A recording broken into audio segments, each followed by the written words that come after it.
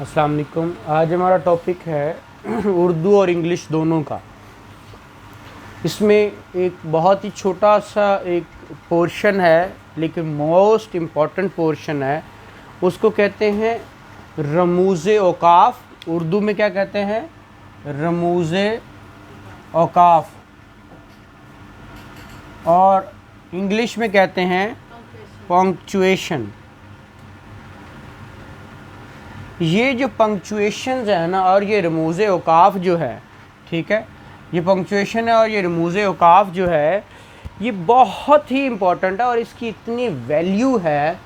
जो अच्छे लिखारी हैं इंग्लिश में या उर्दू में, अगर आप इंग्लिश नॉवेल्स देखें तो एक इबारत को, एक पैराग्राफ को समझने के लिए ये रमूज़े औकाफ बहुत बड़ी क्या रखते हैं, एक वक़्त रखते हैं। इनका बहुत बड़ा अमल दखल है। हमारे इंग्लिश के अंदर भी ये 5 से 10 नंबर का आता है, चाहे वो CSS लेवल हो, चाहे वो PMS लेवल हो, या वो जुडिशरी हो। तो आपको इस बात का ख्याल रखना चाहिए कि रमूज़े औकाफ बहुत बड़ा फ़र्क डालते हैं आपकी मफ़हूम बताने के लिए। जैसे कि मैं अक्सर एग्ज़ाम्पल देता हूँ, जैसे कि लिखा हुआ है रुको मत जाने दो, रोको मत जाने दो। अब ये एग्ज़ाम्पल है। अब ये वर्ड है, इसको जो आप पढ़ेंगे विदाउट पंक्चुएशन है, तो ये इसका क्या रखेगा? रोको मत जाने दो, ऐसे लिखा हुआ है, रोको मत जाने दो। लेकिन यहाँ पे मैं कॉमा लगा दूँ तो यहाँ का मफहूम ही बदल गया।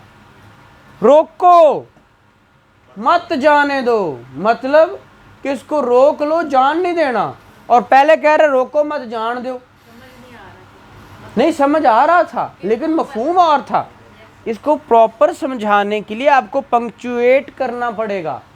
जो आप कहना चाहते हो उसको क्या करना पड़ेगा? पंक्चुएट करना पड़ेगा। और पंक्चुएशन मार्क्स बहुत ज़रूरी हैं। वो हैं कौन कौन से, वो ज़रा देखते हैं। ये जो है, ये आपके लिए बहुत बेनिफिशियल है, आपको उर्दू में भी और इंग्लिश में भी। तो उर्दू का भी क्योंकि आपका पेपर होता है, CSS लेवल का भी है, तो इंग्लिश में भी। तो पहला है, उसको क्या कहते हैं? क्या कहते हैं जी? मैंने अभी कहा सक्ता या वक्फा। क्या कहते हैं? सक्ता या वक्फ। अब ये वक्फ जो होता है, ये वक्फ़े खफीफ होता है। क्या होता है? वक्फ़े खफीफ। खफीफ मतलब छोटा सा वक्फ। और इसको इंग्लिश में क्या कहते हैं? ये साथ में उर्दू भी लिखूंगा, साथ में इंग्लिश भी। और इंग्लिश में इसको अभी मैं लिख रहा था, क्या कहते हैं? कॉमा। क्या कहते हैं? कोमा। और इसका साइन क्या होता है? साइन क्या होता है? ये साइन क्या होता है? ये। इंग्लिश में ऐसे और उर्दू में ऐसे, ये दोनों। ये साइन क्या है आपका? कॉमा का साइन है। किस चीज़ का साइन है? कॉमा। सक्ता, वक्फे खफीफ या कॉमा का। सर उर्दू में वाव की तरह डालना है? हाँ, उर्दू में उल्टा डालना है, उर्दू में उल्टा और इंग्लिश में वाव। ठीक है, यहाँ बल्कि मैं इसको और क्लैरिफाई कर दूँ, इंग्लिश एंड उर्दू। उर्दू में ऐसे और इंग्लिश में ऐसे। ठीक है, ये इंग्लिश में और ये उर्दू में। ठीक है, अब क्लियर हो गया? अच्छा जी, अगला दूसरे नंबर पे आता है वक्फ या निस्फ वक्फा। वक्फा या निस्फ वक्फ। नंबर 2 पे आता है वक्फा या निस्फ वक्फ। अब ये क्या है? ये कॉमा के बाद दूसरा साइन आ गया, इसको कहते हैं सेमी कॉलन। क्या कहते हैं? सेमी कॉलन इंग्लिश में। और इनके साइन क्या हैं? साइन क्या है? कॉलन तो आप जानते होंगे, क्या है साइन जी इनके? सेमी कॉलन का साइन क्या है? ये कभी इसके नीचे ऊपर देखा होगा और इसके नीचे देखा होगा, एक नुक्ता लगा होता है और ऊपर क्या लगा होता है, ये ऊपर डॉट और नीचे वाव, नीचे डॉट, ये उसके नीचे। वही रहना ना जैसे कोमा का बताया, हाँ सीधा वाव उर्दू में हाँ, और सीधा लेकिन इसके नीचे और ऊपर क्या आ जाता है, डॉट आ जाता है। उर्दू वाले के नीचे इसे क्या क्या कहते हैं, सेमी कॉलन। क्या बोलते हैं, सेमी कॉलन। अब इसको इंशाल्लाह डिफाइन भी करूंगा दो दो अल्फाज में, आपको ज़्यादा समझ आएगा। तीसरा है जी इसके अंदर आपका जो तीसरा है वो है कॉलन। उसको क्या कहते हैं, राबता या वक्फे लाजम। उसको क्या बोलते हैं, राबता या वक्फे लाजम, और उसको अंग्रेज़ी में कॉलन, और इसका साइन उर्दू अंग्रेज़ी में दोनों में यही है, दो डॉट जो होते हैं ये, ठीक है। अच्छा, और नंबर 4 पे तफसीलिया। कभी आपने पढ़ा होगा क्या, तफसीलिया, तफसीलिया, या इंग्लिश में इसको क्या कहते हैं, कॉलन एंड डैश। क्या बोलते हैं, कॉलन एंड डैश। हमने कभी देखा होगा उर्दू में इस तरह लिखा होता है और इंग्लिश में इस तरह, ठीक है। इंग्लिश में सर जी डॉट पहले है, हाँ बाद में है ये, और उर्दू में पहले दो डॉट है और बाद में, क्योंकि अब उर्दू की इबारत राइट साइड से होती है और इंग्लिश की लेफ्ट साइड से होती है। इस तरह ये यहाँ पे क्या है आपका, इसको तफसीलिया कहते हैं। क्या कहते हैं, colon and dash, colon and dash. चलो ए एंड डी कर देता हूँ, एंड डैश, ठीक है। नंबर 5 पे जो चीज़ आती है उसको कहते हैं ख़त्मा या वक्फ़े मुतलक। ख़त्मा, ख़त्मा या वक्फ़े मुतलक, जिसको अंग्रेज़ी में क्या कहते हैं, फुल स्टॉप। इंग्लिश में क्या कहते हैं, फुल स्टॉप। और फुल स्टॉप की निशानी आपको इंग्लिश में डॉट होता है और इसमें ऐसे करके लाइन छोटी सी होती है, ठीक है। फुल स्टॉप इंग्लिश में क्या होता है, डॉट, और इसमें छोटी सी लाइन। तो ये क्या होता है आपका ख़त्मा या वक्फ़े मुतलक, मतलक जिसको कहते हैं। और एक साइन होता है इस्तफ़हामिया। कौन सा, इस्तफ़हामिया या सवालिया, और इसको इंग्लिश में साइन ऑफ इंटेरोगेशन कहते हैं। क्या कहते हैं, साइन ऑफ इंटेरोगेशन, ठीक है। Sign of interrogation. और ये आपको पता है अंग्रेज़ी में ऐसे है और उर्दू में ऐसे है। ये क्वेश्चन मार्क तो आपको पता है, ठीक है। अगला है नदाया या फजाया। नदाया या फजाया, और इंग्लिश में से को क्या कहते हैं, exclamation, sign of exclamation. Exclamatory sentence पढ़े हुए हैं ना, साइन ऑफ एक्सक्लेमेशन। और साइन ऑफ एक्सक्लेमेशन किसको कहते हैं, कौन सा है, ये आपको पता है, लगा के जो आपके नीचे डॉट लगा देते हैं उसको क्या कहते हैं, साइन ऑफ एक्सक्लेमेशन। उसके बाद है वावैन। अगली बात क्या है नंबर 8 पे, वावैन, ठीक है। वावैन किसको कहते हैं, इन्वर्टेड कॉमास। हमने कभी इंग्लिश में इन्वर्टेड कॉमास, इन्वर्टेड कॉमास जो कि इस तरह के होते हैं, ठीक है, ये साइन होता है उनका, ठीक है। ये 2 कॉमा है, उसके अंदर जो इबारत बंद करते हैं वो वावैन होता है। क्या होता है? वावैन। और नंबर 8 और नंबर 9 पे है खत। नंबर 9 पे क्या है? खत। और खत को इंग्लिश में क्या कहते हैं? डैश। क्या कहते हैं? डैश। ठीक है। डैश का निशान क्या है? ये थोड़ा सा लिखा, आगे डैश लगाई, फिर थोड़ा लिखा, फिर डैश लगाई। ये पुरानी अंग्रेज़ी में ज़्यादा होता था, लेकिन अभी भी इसका मैं इसको इंशाल्लाह छोटा छोटा आज करके मैं इसको ओवरव्यू दूंगा, ताकि ओवर बर्डन ना हो, इसको डिटेल में भी पढ़ेंगे। और नंबर लास्ट पे जो साइन है उसके कहते हैं कोसैन। क्या कहते हैं? कोसैन। कोसैन किसको कहते हैं? ब्रैकेट्स को। क्या कहते हैं? ब्रैकेट्स।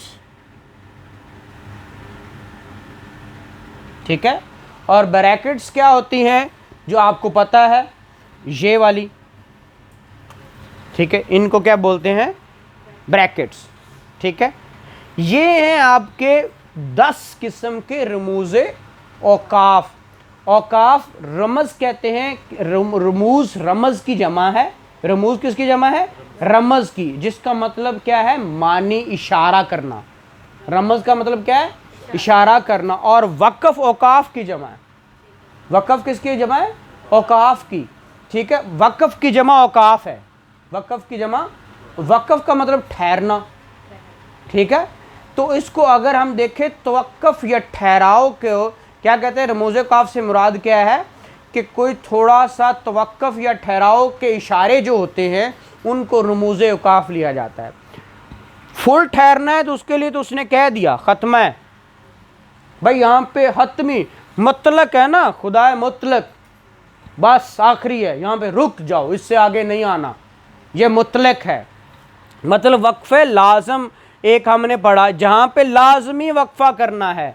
ठीक है। और ये खफीफ है, छोटा सा खफीफ, जैसे हम पढ़ते हुए सांस लेते हैं, अजमल अहमद, अजमल अहमद एंड फलाना, तो हम निकाह से दो चीज़ें छोटा छोटा सा वक्फ़ा लेके पढ़ रहे हैं ना। जैसे मैंने लिखा था रोको मत जाने दो, वो रोको मत जाने दो, अब छोटा सा पाज लिया है तो वो क्या है आपका? सकता या वक्फ़े खफीफ, छोटा सा वक्फ़ा, वो क्या है? वक्फ़े खफीफ।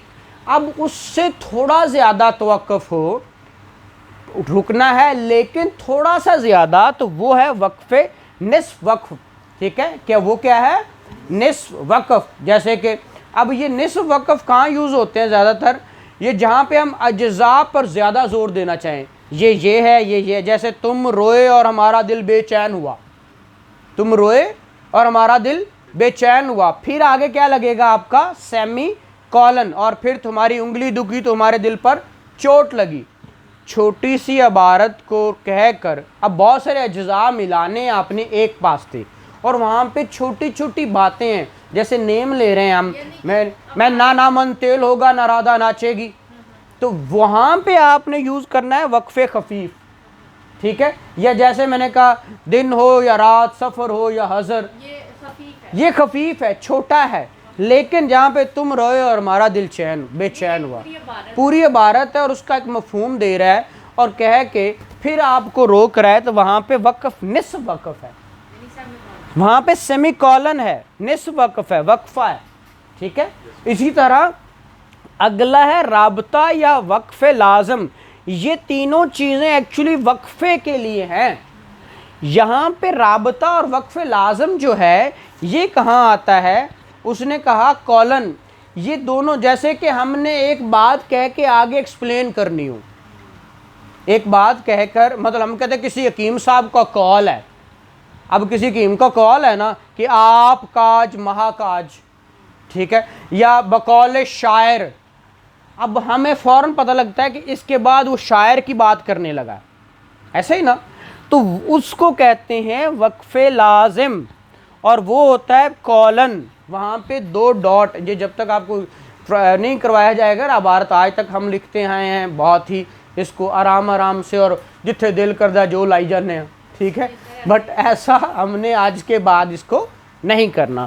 और आखिरी तफसीलिया, ये हम इसके बारे में हम तकरीबन सारे जानते हैं जी। ये जो आपने बताया कॉलन, यानी कि जैसे आपने किसी शायर की बात करनी है, शाबाश, किसी कॉल का है, यानी पीछे उसका नाम लेके आगे हाँ, जैसे जैसे सच है, गया वक्त फिर हाथ नहीं आता। अच्छा, मतलब ये जो पहली बात करके अधूरी अगली पूरी करनी है, ठीक तो वहाँ पे आपने 2 डॉट लगाने हैं, वहाँ पे कॉलन यूज करना है, ठीक है। यानी जैसे शायर ने कहा, शायर ने कहा, कॉलन आगे ये, हाँ, जैसे कि बच्चों को तन्हाई में नसीहत करना चाहिए। अब क्यों, अगली बात आगे बताएगा क्यों करनी चाहिए, क्योंकि सबके साथ नसीहत करने का असर उल्टा होता है। यानी कि ठीक है सर, जब आपने पिछली बात को एक्सप्लेन करना हो, ठीक है, किसने कहा है उसको आपने इशारा करना हो, तो वहाँ पे क्या लगते हो, अब बहुत सारी चीज़ों की तफसील देनी हो, ठीक है। जैसे कि हम कहते हैं फॉलोइंग ग्राउंड या inter among others inter alia following grounds, और दे के तो नीचे ग्राउंड 1 2 3 4 5 6 7 दे देते हैं, वहाँ पे आप यूज़ करते हो तफसीलिया, जिसको हम कहते हैं कॉलन एंड डैश। हमेशा लिखा होगा 2 इशारे लगा के आगे कॉलन लगा होता है, तो इसलिए हम कहते हैं कॉलन एंड डैश वहाँ यूज़ होता है। ये सारे हम यूज़ कर रहे हैं, यानी कॉलन 2 डॉट्स और डैश, हाँ, कॉलन एंड डैश लगा के आगे हम ये भी ये भी ये भी ये भी ये भी, जो अक्सर हम इसको यूज़ करते हैं, ठीक है। तफसील बयान, जैसे कि पाकिस्तान के बड़े शहर ये हैं, ठीक है, कराची लाहौर। अब देखो कराची लाहौर लिखना है तो फिर कराची के बाद कॉमा लगना है, लाहौर के बाद कॉमा लगना है, मीनिंग देयर बाय एक ही इबारत में हम सारे भी यूज़ कर सकते हैं, और हमें पता होना चाहिए इन चीज़ों का। अगली बात है ख़त्मा या वक़्फ़, जहाँ अपनी बात को ख़त्म कर दिया जाए, वहाँ पे क्या यूज़ होता है, ख़त्मा, वो आपको पता है, सारे आप जानते हैं, ठीक है। सवालिया या इस्तफ़हामिया, ये भी आप आलमोस्ट जानते हैं कि सवालिया निशान कहाँ यूज़ होता है, जहाँ कुछ क्या करना हो, क्वेश्चन करना हो, जैसे कि कहाँ का इरादा है, कहाँ से आए हो, किधर जा रहे हो, सवालिया निशान है ना, इसको इसलिए सवालिया साइन ऑफ इंटेरोगेशन कहते हैं। और नदाइया या फजाइया कहाँ यूज़ होता है, नदाइया या फजाइया ये जो है, हाँ, मतलब जहाँ पे ऐसी कोई बात हो जिससे क्या हो, मतलब ये अलामत 2 मकासद के लिए इस्तेमाल की जाती है, 2 मकासद के लिए। कौन कौन सा, जब किसी को निदा देना, पुकारना, खताब करना मकसूद हो, ठीक है, तो फिर भी ये लफ्ज़ यूज़ किया जाता है, जैसे कि अजीज़ तलबा। अब मैंने किसको मुखातब किया है, तलबा को, डियर स्टूडेंट्स। अब डियर स्टूडेंट्स जब मैंने मुखातब किया है, खताब करने लगा हूँ, तो वहाँ पे मैं यूज़ क्या करूँगा, साइन ऑफ एक्सक्लेमेशन यूज़ करूँगा, ठीक है। इसी तरह ए दोस्तों, मतलब एक तो हो गया जब आपने किसी को एड्रेस करना, खुदाया, खुदा को पुकार रहा हूँ ना, खुदा पुकारने के लिए भी, उसने कहा सिर्फ ड्रेस नहीं, पुकारने के लिए भी, खुदाया मेरी आरजू पूरी करे, कहते हैं खुदाया मेरी आरजू पूरी करे। तो यहाँ पे इसी तरह अहमद तुम इधर आओ, अब मैं अहमद को पुकार रहा हूँ, तो अहमद के आगे क्या लगेगा, साइन ऑफ एक्सक्लेमेशन, ठीक है। ये सारी चीज़ें आपको पता होना चाहिए। और दूसरा इसका यूज़ क्या है, जब तहरीर में तबीयत के किसी जज्बे जोश को ज़ाहिर किया जाए, खुशी गमी किसी, जैसे आप हुर्रा बता रहे थे, अल्लाह बता रहे थे, ठीक है, तो वो मतलब किसी जज्बे को करना मकसूद हो, ठीक है, तो ये सलामत, जैसा कि ये ज़ाहिर होता है कि ये अल्फाज बिला अख्तियार या खुद ब खुद ज़बान से निकल गए हम, या अल्लाह, उफ़ अल्लाह, ये क्या हो गया, वो अल्फाज जो खुद ब खुद अनइंटेंशनली मुँह से निकल जाएं, वो अल्फाज को हम कहाँ लेते हैं, नदाया या फजाया के लिए वो साइन ऑफ एक्सक्लेमेशन आती है, ठीक है। यहाँ तक समझ आया कि नहीं। और वावैन ये भी 2 मकासद के लिए यूज़ होती है। कौन कौन से, कि पहला मकसद इसका है कि अलामत किसी का कॉल उसी के लफ्ज़ में नकल बयान करना हो। मैं अक्सर कहता होता हूँ, हम कहते हैं अकॉर्डिंग टू सेक्शन 22 या अकॉर्डिंग टू सेक्शन 22 या अकॉर्डिंग टू सेक्शन 300, तो फिर आप पे लाजिम है कि वो बात उसकी एज इट इज़ करो। आपने कभी देखे हैं ना, आप जब नरेशन करते हैं डायरेक्ट और इनडायरेक्ट, तो जब डायरेक्ट नरेशन होती तो बात किस में की जाती है, इन्वर्टेड कॉमाज में। तो वही इन्वर्टेड कॉमाज हैं वावैन, उन्हीं को कहते हैं जब उसकी बात उसी की ज़ुबानी की जाए तो उसको कहाँ यूज़ करते हैं, वावैन यूज़ करते हैं, जैसे कि इन्वर्टेड कॉमास में। शाबाश। और दूसरा मकसद ये क्या है, ये अलामत ऐसे अल्फाज या जुमले कि दोनों तरफ ही लगाए जाते हैं जिसकी तरफ ख़ास तवज्जो दिलाना मकसूद हो, जिसकी तरफ ख़ास तवज्जो। जैसे कि हम कहते हैं पास ही एक तांगा आकर रुका जिसमें हकीम साहब दर्ज थे, हकीम साहब दर्ज थे, मतलब बैठे थे ना। अब उर्दू अगर आप पढ़ेंगे तो बड़ी इंटरेस्टिंग है। हाँ, अब उसको हकीम साहब दर्ज थे, पास ही एक हकीम साहब दर्ज थे। अब ये दर्ज किसके लिए यूज़ हो रहा है, हकीम साहब, मतलब पर्टिकुलरली इस बात पे जोर देने के लिए। तो वहाँ पे हम क्या यूज़ कर रहे हैं, वावैन। क्या यूज़ कर रहे हैं, वावैन। और कौसैन है, कौसैन में ब्रैकेट्स है, और ब्रैकेट्स तीनों तरह की ब्रैकेट्स होती हैं, छोटी बड़ी। कौसैन है ना, कौसैन में सारी तीनों तरह की ब्रैकेट्स हैं, छोटी, दरमियानी, बड़ी, और तीनों तरह की ब्रैकेट्स हैं। ठीक है, हमने ये मैथ में भी पढ़ा था। ठीक है, इस अलामत को जिसके लिए अंग्रेज़ी लफ्ज़ ब्रैकेट इस्तेमाल होता है, किसी इबारत में लफ्ज़ मतरूज़ा या जुमला मतरूज़ा की दोनों तरफ लगाया जाता है, जिससे एतराज़ किया जाता है। मतरूज़ा वो होता है। ठीक है, फिर जैसे कि कहता है मेरा घर बोसीदा हो गया है, मेरा घर मतलब मकान का वो हिस्सा है जिसमें मेरी सुकूनत है, तो वो ब्रैकेट्स में बंद कर दिया है मेरा घर। घर के अंदर मेरे घर को अब मैं एक्सप्लेन करने लगा हूँ, तो जिस बात को मैं एक्सप्लेन करने लगा हूँ वो मैंने ब्रैकेट्स में बंद कर दी। मेरा घर मकान का वो हिस्सा जिसमें मेरी सुकूनत है, बोसीदा हो गया। ठीक है, सारा घर नहीं, मेरा घर मकान का वो हिस्सा जिसका। अब इसी तरह महमूद अली साहब को, जिनके बड़े भाई तहसीलदार हैं, मैंने कल मोटरसाइकिल पर जाते देखा। महमूद अली साहब को ब्रैकेट में लिख दिया? नहीं, महमूद अली साहब तो ठीक लिखा ना, महमूद अली साहब को। अब ये भी लिखता महमूद अली साहब को मैंने कल मोटरसाइकिल पर जाते देखा, तो ठीक है, लेकिन मैंने कहा कि एदे वड्डे भरा तहसीलदार ने, वो महमूद अली साहब, जो तहसीलदार वाली बात मैंने अलग से की, तो वो मैंने किस में बंद कर दी, ब्रैकेट्स में। ठीक है, तो ये इस तरह है। और जो है डैश, आगे ख़त है, और ख़त किसको कहते हैं, ये ओवरव्यू, इसको डिटेल इंशाल्लाह हम वक्तन फ़क्तन पढ़ते रहेंगे। डैश ख़त किसको कहते हैं जी, ये अलामत एक छोटे से ख़त मुस्तकीम, ये ख़त मुस्तकीम है ना, सीधा रास्ता, या लकीर के साथ लिखी जाती है। इसके अंदर क्या होता है, यानी इससे भी लफ्ज़ मतरूज़ा या जुमला मतरूज़ा के पहले और आखिर में लगाया जाता है। ये भी उसी लफ्ज़ के लिए, मतरूज़ा के लिए। जैसे कि अब तो इस तनख्वाह में वो जितनी भी है गुजारा करना मुश्किल हो गया है।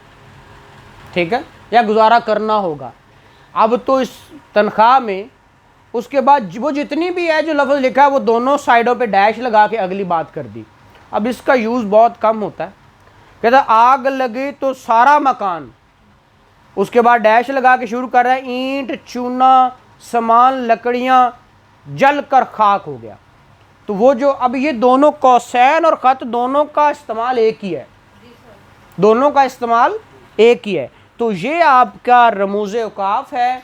इंशाल्लाह इस पे ऊपर हम वर्क करेंगे। Thank you very much.